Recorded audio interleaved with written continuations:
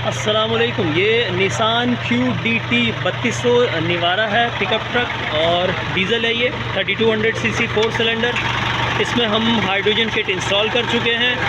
चूँकि ये डाला है तो इसमें जगह की हमें बड़ी दिक्कत रहती है। एक चीज़ जो हम इससे पहले गाड़ी हमने लगाई थी उसमें यहाँ फ्रंट पर रख दिया था, वो जो ये हमने यहाँ लगा दी थी। खैर इसमें यहाँ पे भी वो ख़ास जगह नहीं है। इसके अलावा इंजन रूम भी फुल है। तो इसकी जो किट हमने रखी है वो ड्राइवर सीट के दरमियान में रख दी है, वो दिखा देते हैं। वर्किंग प्रिंसिपल हमारे जो किट है उसका वही है कि फ्यूल को मुकम्मल बर्न करने में हेल्प करनी है। ठीक है जी। तो ये हमारी किट इस जगह रखी गई है। इसको थोड़ा सा मॉडिफाई किया है।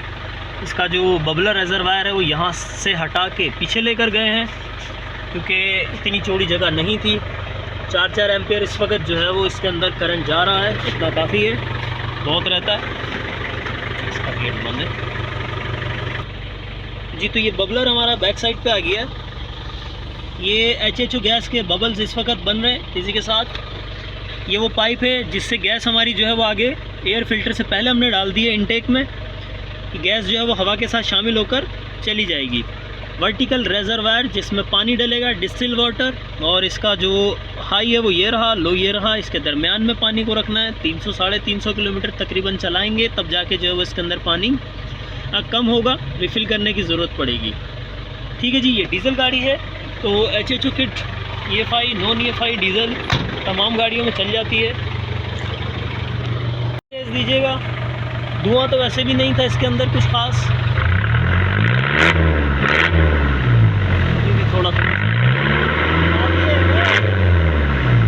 काफ़ी है। ठीक है, ओके।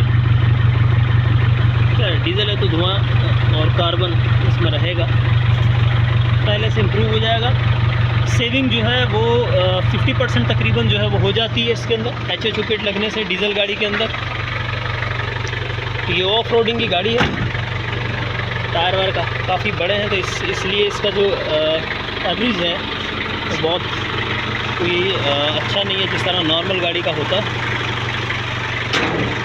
ठीक है जी। तो ये थी हमारी इंस्टॉलेशन इस गाड़ी की। हटना ठीक हो गया। ओके जी, अल्लाह हाफ़िज़।